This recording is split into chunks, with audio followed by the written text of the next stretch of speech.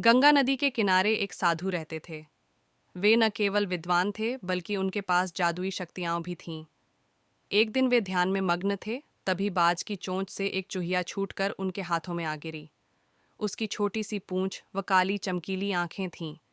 उन्हें वह बहुत अच्छी लगी, पर घर ले जाने से पहले उन्होंने जादुई मंत्रों के प्रयोग से उसे एक लड़की में बदल दिया। वे उस लड़की को घर ले जाकर पत्नी से बोले, तुम हमेशा से संतान चाहती थी ना, तो लो, आज से यही हमारी पुत्री है, इसे पूरी देखभाल व स्नेह से पालो। साधु की पत्नी भी अपनी पुत्री को देख प्रसन्न हो उठी। वह उसे राजकुमारी की तरह पालने लगी। साल बीतते गए। नन्ही लड़की एक सुंदर युवती बन गई। जब वह 18 वर्ष की हुई तो साधु व उसकी पत्नी उसके लिए वर तलाशने लगे। साधु ने कहा, मेरी बिटिया का विवाह ऐसे व्यक्ति से होना चाहिए जो सबसे बड़ा हो। मेरे हिसाब से सूर्य ठीक रहेगा। पत्नी ने भी हामी भरी।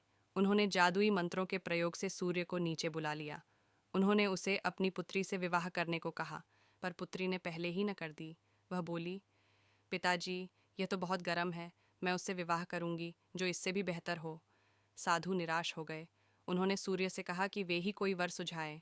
सूर्य ने कहा, बादलों के देवता से बड़ा कौन होगा, उनमें तो मेरी किरणों को भी रोकने की शक्ति है।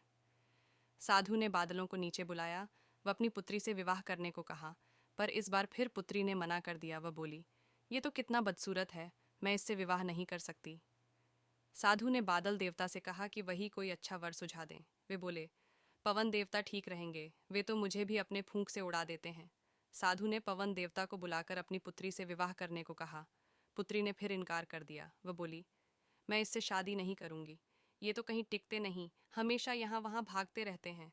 साधु ने पवन देव से पूछा, क्या मेरी पुत्री के लिए ऐसा वर हो सकता है जो आपसे भी बेहतर हो? पवन देव ने कहा कि पर्वत देव मजबूत व ऊंचे हैं, वे मेरा भी रास्ता रोक देते हैं।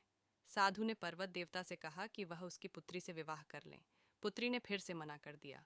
वह बोली, ये तो बहुत लंबे, सख्त व कठोर हैं, मैं इनसे विवाह नहीं कर सकती, इनसे भी कोई बेहतर चाहिए। पर्वत देवता ने चूहे का नाम सुझाया। वे बोले, माना मैं काफ़ी सख्त, मजबूत व ऊंचा हूँ, पर चूहे मुझ में भी आसानी से बिल बना सकते हैं। साधु ने चूहे को बुलाया। उसे देखते ही उसकी पुत्री खुशी से उछल पड़ी। हाँ पिताजी, यही तो है वह, मैं जिससे शादी करना चाहती थी। साधु ने सोचा, इसे ही किस्मत कहते हैं। यह एक चूहिया थी और एक चूहे से विवाह करना ही इसके भाग्य में लिखा है।